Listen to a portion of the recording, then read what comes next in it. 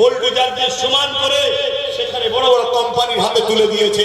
তারা cinema hall করবে, কি ফাংশনের জায়গা করবে, কি মদের জায়গা করবে।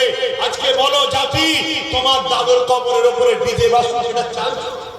তোমার দাদুর কবরের উপরে পতিতালয় হোক, যেখানে মদের আড়র বলবে, নারীদের দেহ শোষণ করা হবে, এটা কি চাইছো? তুমি কি চাইছো তোমার মসজিদগুলোকে বুলডোজার দিয়ে ভেঙে দেওয়া হবে, বা ওই মসজিদকে সিনেমা হল তৈরি করা হবে, বা মধ্যমার আড্ডা তৈরি করা হবে? এটা কি উম্মত তুমি চাইছো? কিন্তু রুখবে কি করে? কি করে রুখবে? তাদের হাতে ক্ষমতা আছে, তারা আইন তৈরি করে দিয়েছে, দিয়ে আজকে দখল করছে।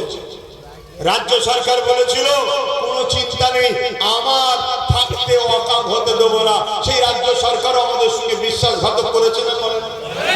আবার যেমন করেছে না করে না?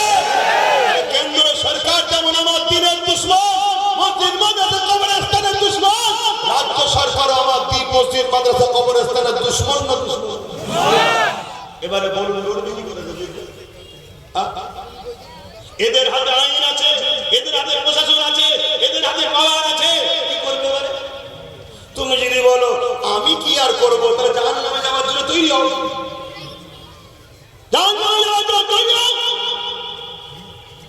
তোমার হাতে আল্লাহ পাওয়ার দিয়েছিল, সেই পাওয়ারকে তুমি তাদের পিছনে খরচ করলে, যাদেরকে তোমার পাওয়ারে যারা ক্ষমতায় এসেছে তারাই তো তোমার দিনের দুশমন। আল্লাহকে জবাব দিতে হবে না? আমার কথায় কষ্ট পেয়েছেন আপনারা? বেজার হচ্ছেন আপনারা? আমি 2008 আজ থেকে 8 বছর আগে থেকে বলছি যে মসজিদ যাচ্ছে, মাদ্রাসা যাচ্ছে, কবরস্থান যাচ্ছে, ঈদগাহ যাচ্ছে। একদল আলেম উলামা আমাকে কত ছোট বড় কথা বলেছে, অনেকে আমাকে নানা রকম কথা বলেছে, বিভাজন করছে, হ্যান করছে, ত্যান করছে, কত কি বলেছে। তারপর হঠাৎ করে অনেকে অকাবলে হুড়োহুড়ি করলো, করার পরে এখন সব ঠান্ডা কেন?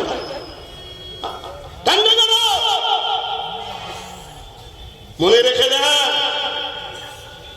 আল্লাহ ছাড় দিয়েছে, ছেড়ে দেয়নি। বাবরি মসজিদ আমাদের থেকে নিতে পারত না যদি আমার জাতের মধ্যে গাদ্দাররা বিক্রি না করতো মসজিদকে। তো ওয়াকফ এদের ক্ষমতা নেই আমাদের থেকে ছিনিয়ে নিতে পারে। এই আইনটা তৈরি হওয়ার পিছনে আমাদের মধ্যে গাদ্দাররা লুকিয়ে আছে এদের সাথে। আগামী দিন আল্লাহর ঘর মসজিদ মাদ্রাসাকে বাঁচাবার জন্য আমাদের ঘরে লড়াইয়ের দরকার আছে না? না, তারা চার মাল দিয়ে লড়াই করতে রাজি আছেন। হাত তুলে সাক্ষীরা হাত লম্বা করে তোলে, লম্বা করে হাত তুলে রাখে।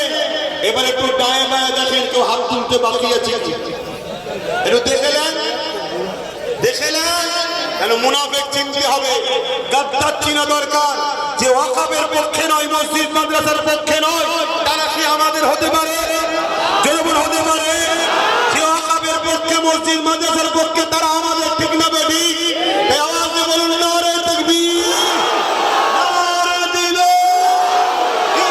ইসলাম, দ্বীন ইসলাম, কুরআন ও সুন্নাহ, কুরআন ও সুন্নাহ।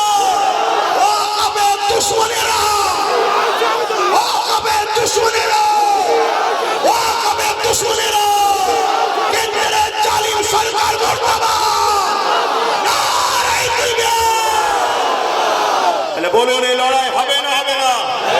কিন্তু এই লড়াই হাতে লাঠি দরকার আছে না? না, লাঠি হিসেবে কাকে নেবে? হ্যাঁ,